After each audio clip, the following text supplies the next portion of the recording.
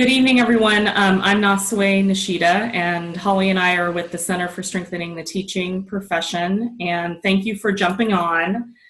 This is an overview webinar about the student perception survey piloting that we have going on, and we hope that by the end of this webinar you will be all in to pilot these surveys, but we also understand that this might just be informational for you, and you're just kind of finding out stuff. So that's fine too. Should we just proceed through these slides? Yeah. Okay. So I'll start, Holly, with a little bit of an overview of the project. About 2 years ago, we embarked with 8 school districts to kind of examine, explore what student perception of teaching and learning would look like, and doing surveying of students. Hear you. Their thoughts, their perceptions around teaching and learning, what happens in the classroom. So unlike surveys that students take pretty regularly about the environment or the school culture and climate, these are very focused on what happens in the classroom and things that, for the most part, teachers would be interested in and may have control over. So with these 8 districts, you can see them listed there. And if you're from Camas, you were one of the districts in this pilot. With these districts, we explored quite a few vendor surveys. So there's lots of survey companies that do this kind of work out in the world.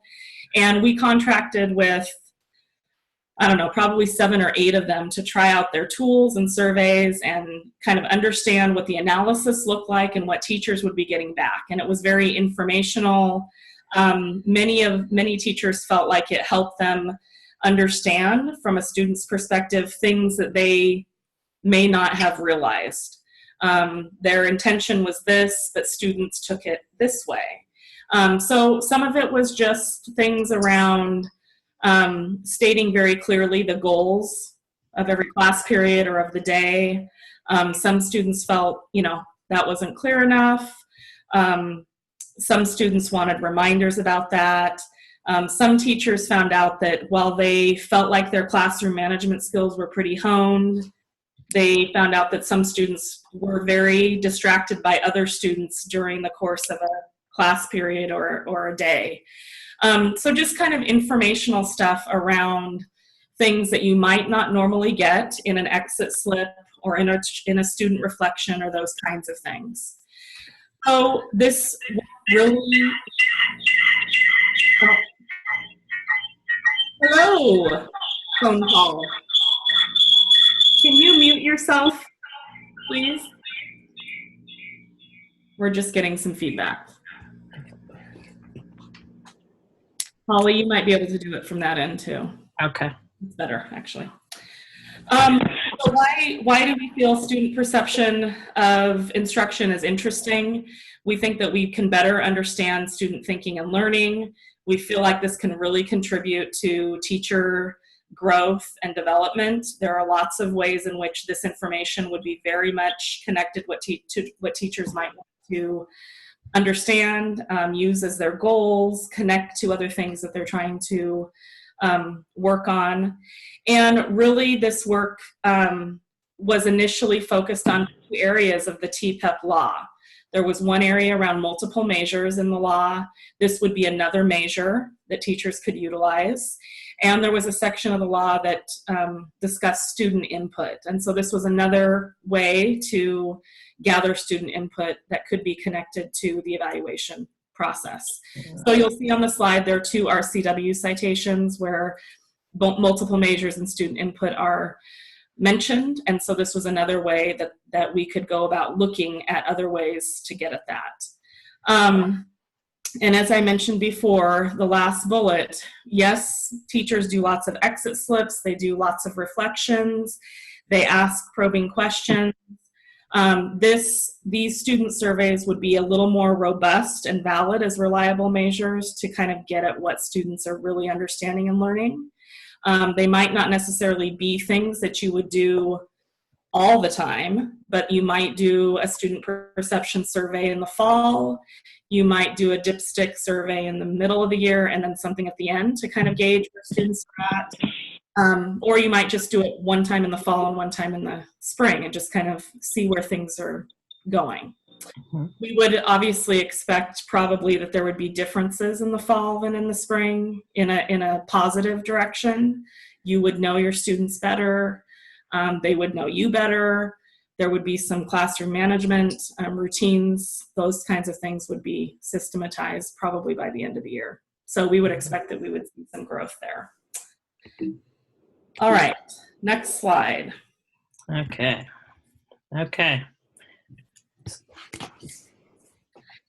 So this is a video that we took as part of the project, the 8 project districts who participated the last 2 years. And we just wanted to show you this video. This is educators from the different project districts talking about what this work has meant to them.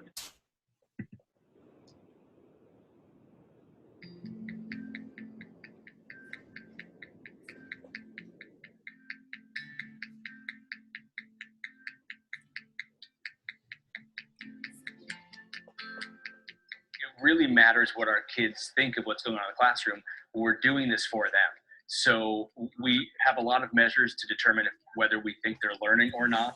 We don't have a great way of knowing how they're learning and how they feel about that learning. So this is another piece of that larger puzzle.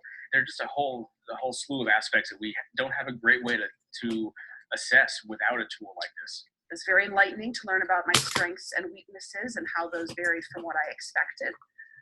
But it definitely helped me shift some of my focus, both instructional practice, but also my relationships with my students, how I spoke with them, how I interact with them, and just being a little more cognizant of how I am perceived by them and how I can change some of those perceptions that were surprising to me through some of my practices.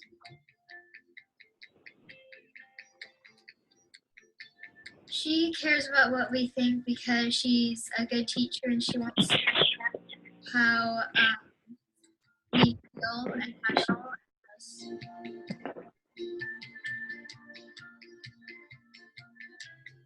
Edit the class and the way we learn so it's more interactive and the students, and it's more fun to teach and to learn.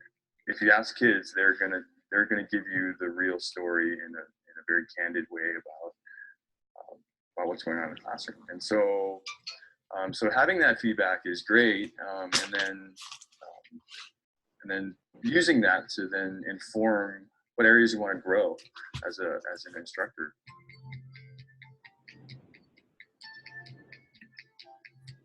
It makes me feel more ready, so she knows what I know and don't know, so I can be better in class. I absolutely believe that when we ask our kids opinions and we care what they say, then they do feel valued, they do feel cared for, and in turn they can care for others. I think that ends up being a system where we all look out for one another, we help each other when we don't understand a problem in math. I think that there's nothing but good that can come from listening to what our students say. Their voice is very powerful. This data is for the teachers. If they choose to share it with me, that's outstanding. We can have those conversations. If they want to use it in their own way, that's okay too. So it's not an evaluative thing. It's not really my data. I don't own any of this. I'm just here to help parse through it and ask some questions if a teacher so chooses. We all have areas we need to improve on as teachers, and the students actually see more than what we think they see. They are very good and honest about telling us how they feel, and I think that is a great strength, because it also makes you have to you have to trust them to give you results, but you also have to trust that you'll do something with the results, and it's not just something that just happens. The whole point is always to improve your teaching, but also to improve the learning and education of the students that you're serving.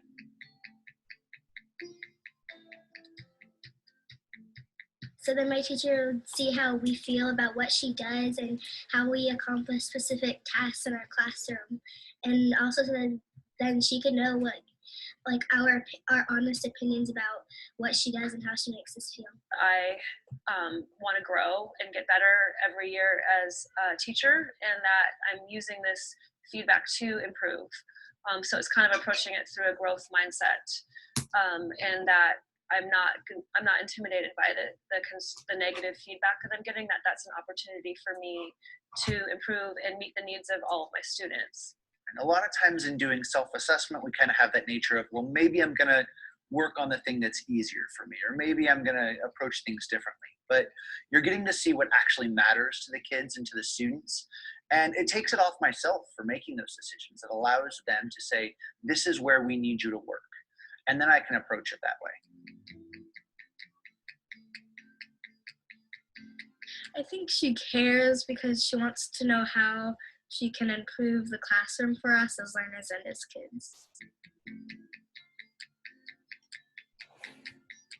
I think my teacher asked us to complete a survey because she would like to know what she could improve on or change and to see what she's doing good. Also, to see if we are learning of what she is teaching.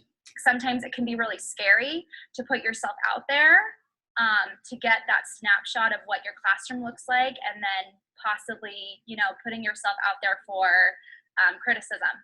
Reflection and the teacher taking that growth personally and seriously is what's going to make it really valuable. And this is another piece of that tool. I'm here to be someone to have these conversations, someone to ask the questions to prompt some reflection, but I'm not going to use it as a hammer or a hatchet at all. It's not going to be valuable for anybody if it's used like that for anybody at all.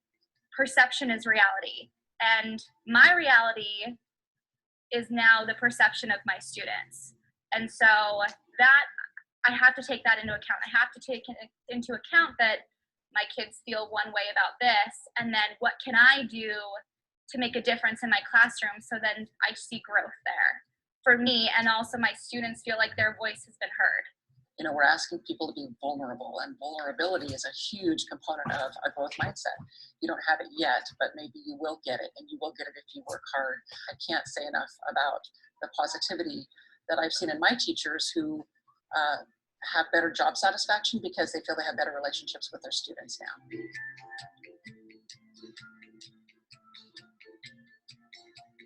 Well, it kind of makes me feel like good because she wants to make my school experience better, and that just makes me feel all around better because I want to get good grades and I want to get a good job and go to college and just have a good life. And I think my teacher's doing a really good job at that.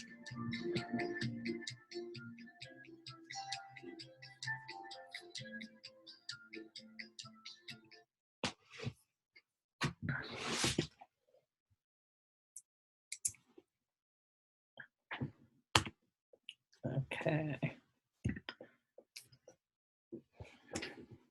I was muted the whole time I was just talking. Just a little video about with some of the educators that were in the project the last 2 years, and then some students that were also elementary age students that in Steilacoom who provided some of their feedback and things that they felt were compelling about their teachers asking them for their thinking and their thoughts and stuff around the process.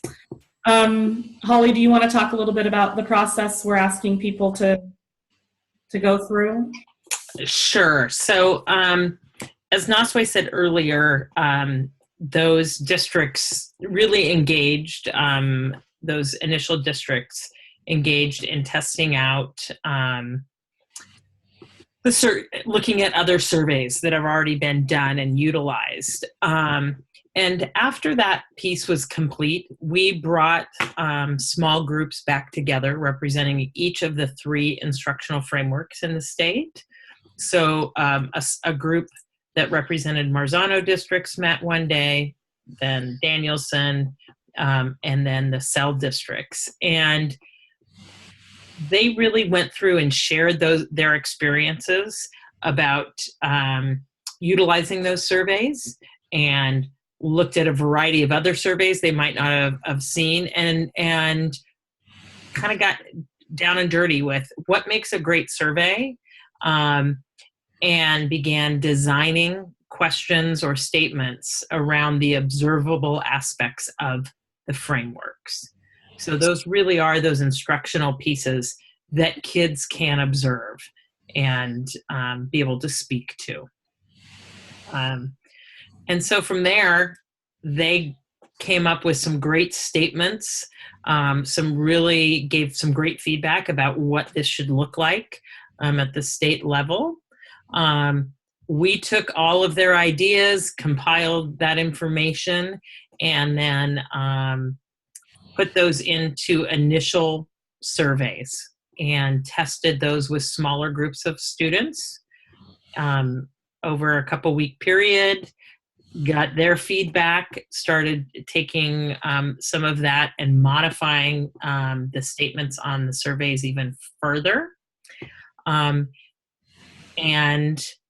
that takes us to where we are today, which is really an elementary and secondary version of each framework for those surveys for each framework, except for Marzano, because they have a lot of constructs or domains. And so we wanted to make sure each of those were represented. So now this is where you come in, and we're asking you to, if you wish to help us pilot, we would like to get a minimum of 300 kids for each survey to test those surveys and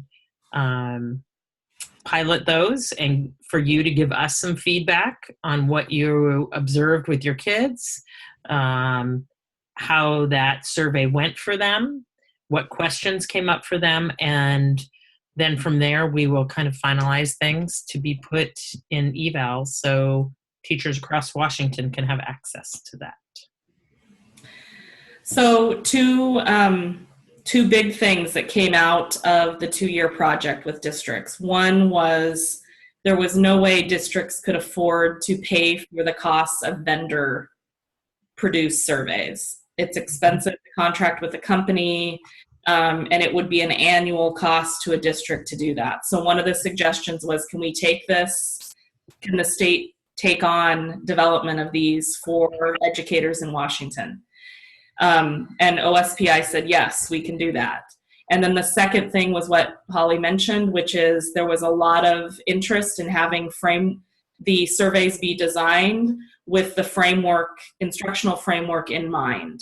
And so while we did this kind of item testing development with these groups of educators, we were curious to see, are there items that transcend all 3 frameworks? And there are. And are there items that are very specific to a particular aspect of an instructional framework? And there are. So we tried to take those things into account as we tested those surveys, and then kept honing in from a large sampling of items to something that's more doable. So what you're going to see in these pilot surveys is they're not short, people. They've got a lot of items in them. But what we are hoping is that students and you will help us identify where we might still be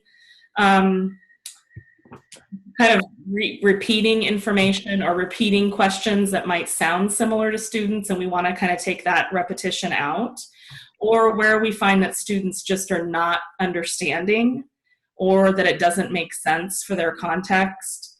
Those are things that we're looking to understand and continue to refine the surveys. Eventually these items will show up in eval, and if you're not a district that uses eval, you still have access.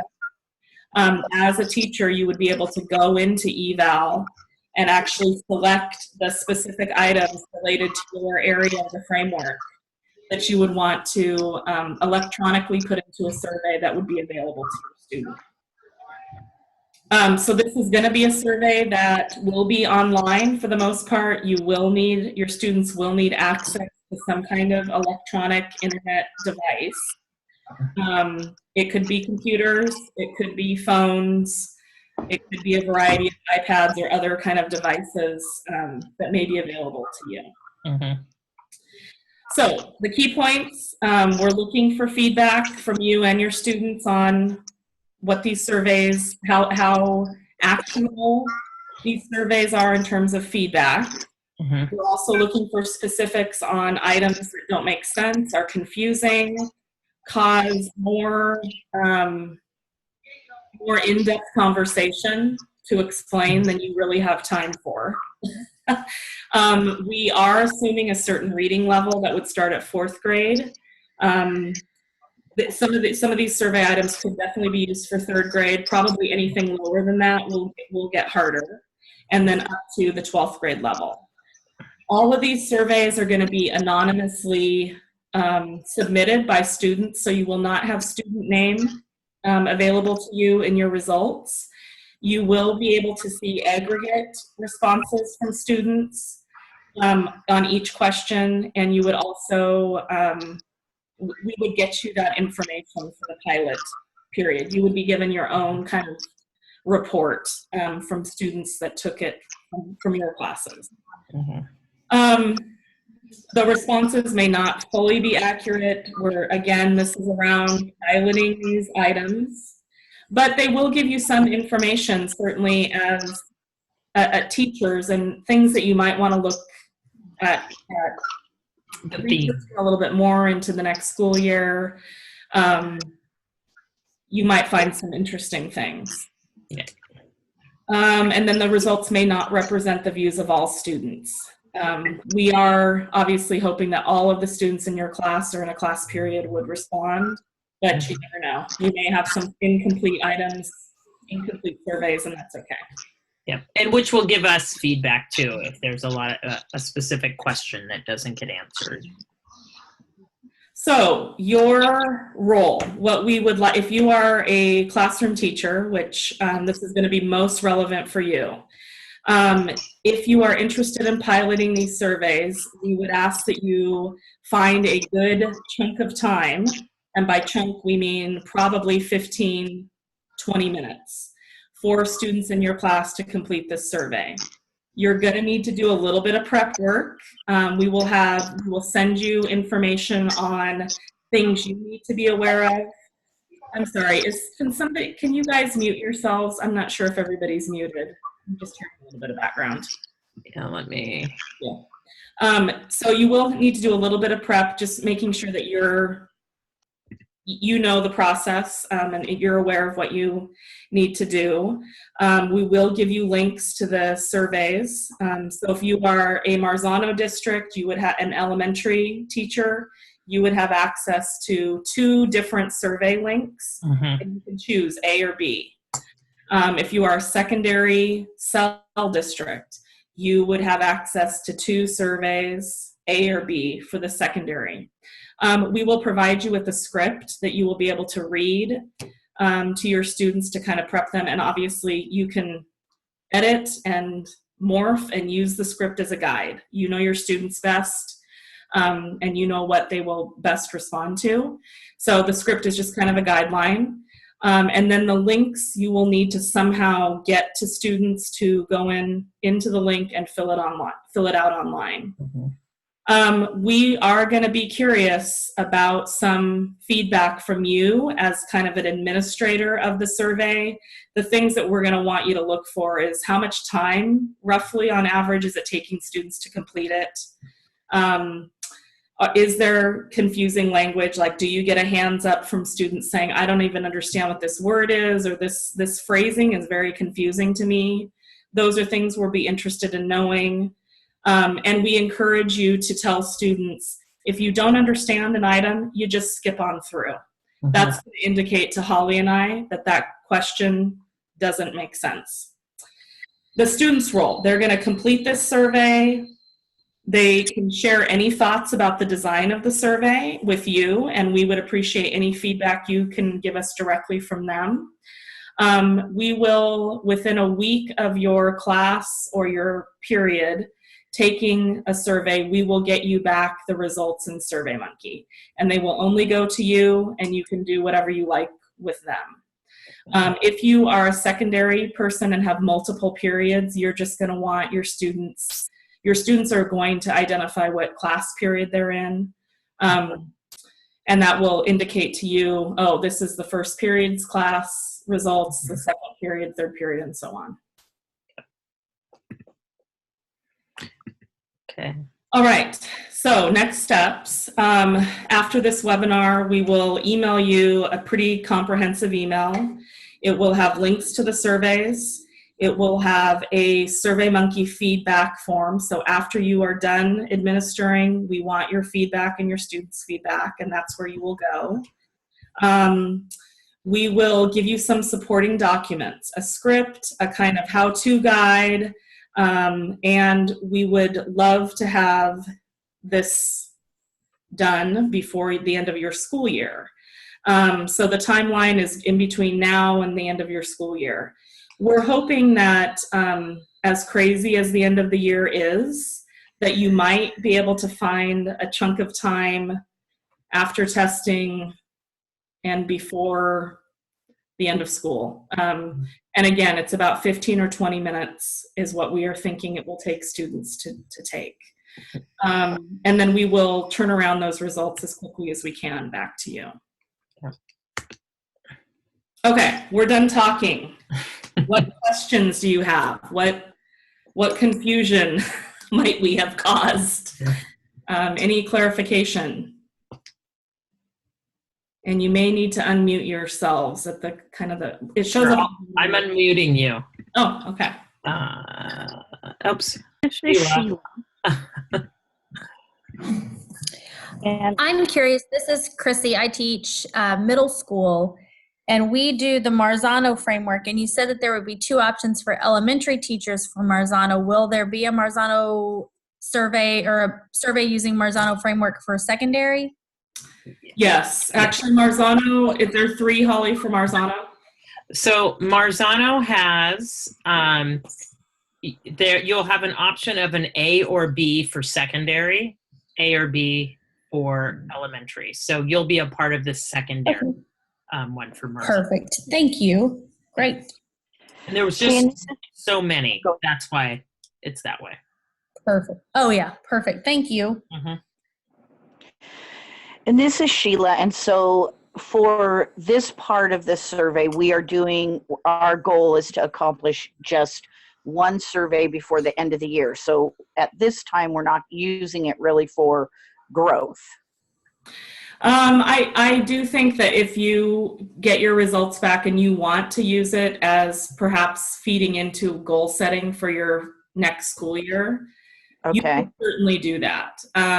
But for the purposes of what we're doing, we're really just trying to test the items so that they can go live in the fall on eval.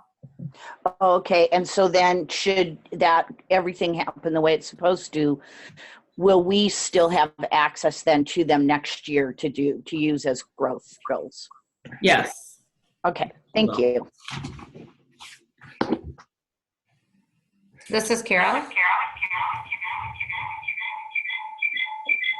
I don't know why it's echoing. How's that, Carol? Okay. I'm on the phone. I can't get you off of the computer.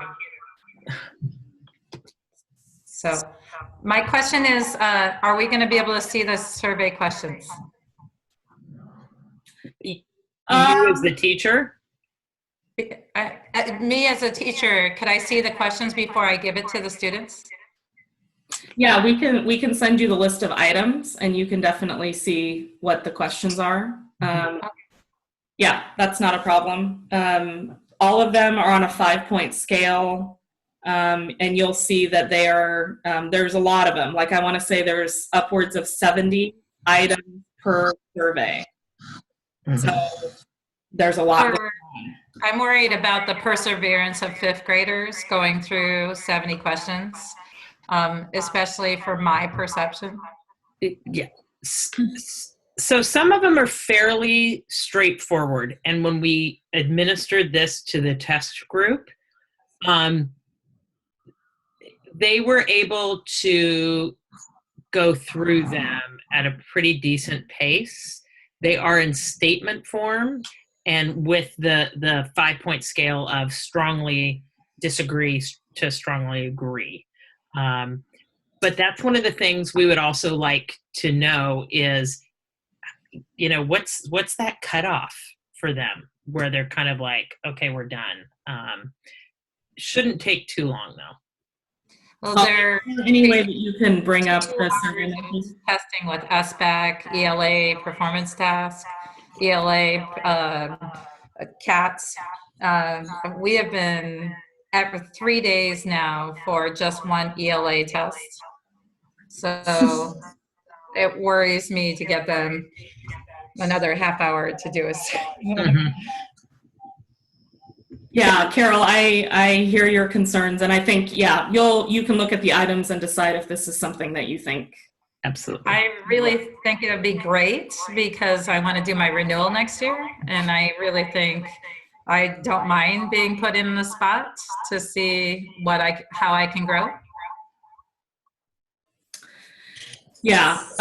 So one thing for the purposes of this pilot is we are giving you large itemed surveys. When this is ready to go and is launched, you will actually, as a teacher, be able to go in and say, hey, I really just want to know about classroom management, and I'm only going to pick 10 items focused on that I'm going to survey my kids on. And you might do that survey with them in the fall, and then you could do that with them again in the spring.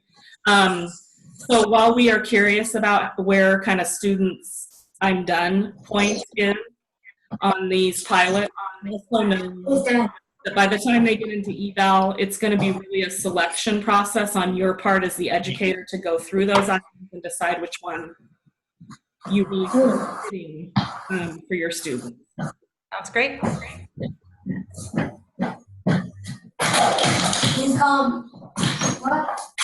Okay, other questions?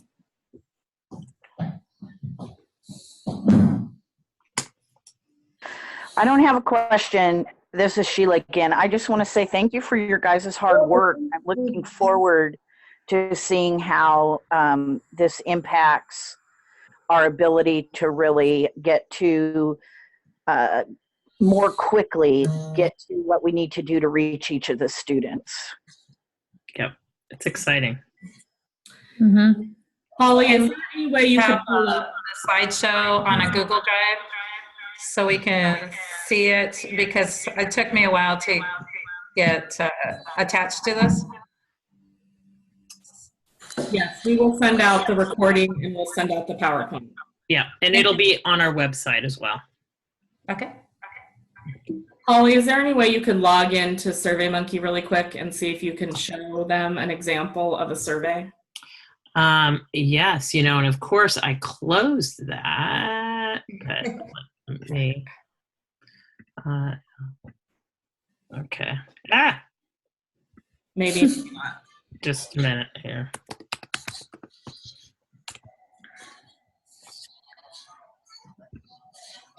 So we just want to show you an example of what kind of survey your students would see. And we can kind of cruise through kind of some of the items, but we will send you a comprehensive list of items. And just forewarning, your eyes may gloss over. There are lots of items, and it's a lot of Excel spreadsheets. Yeah.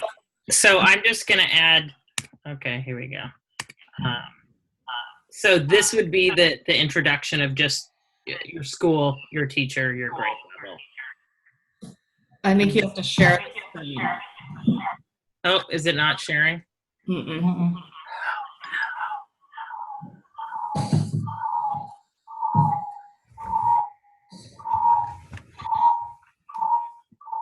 Okay, just a second.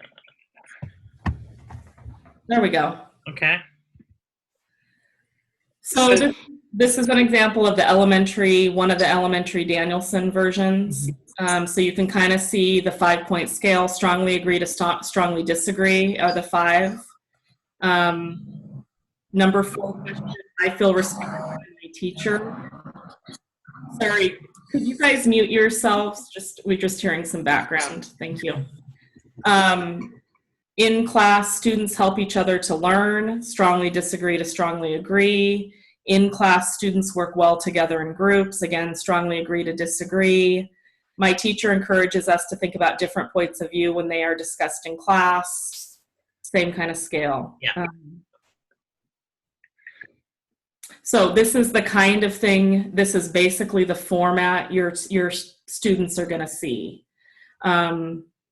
So relatively quick answers. We aren't anticipating students should be spending a lot of time on one item, but again, if they are, those are the kinds of things we want to know. Okay. Okay, so that's an example, but we will make sure to send and give you access to all of the items by framework so that you can kind of cruise through and see all that is possible related to your framework. Any other questions? So another piece that I think we're not talking about this so much on this webinar, but I think it's something to add, is there is a real opportunity after you have your students take these surveys and that you might see your results to have conversations with your students about why. I think it's always interesting to hear students talk and have a discussion about, gosh, me as a teacher, I wanted some feedback from you, and this is what I heard. And I'm just wondering, on one of these questions, I would love to hear more about why some of you feel this way. And it might just be, it doesn't have to be a long conversation, but I think the real crux of this work is really about the discussion and where you might see your practice evolve from that, or where you might get more specific in your instruction related to what you see or hear students say. So there's a real opportunity here to kind of think about that, and we've actually been talking about ways we could put up a discussion protocol if people are interested in that. How do I have a conversation with my class when I see these results that's productive and also allows me to kind of step back and listen?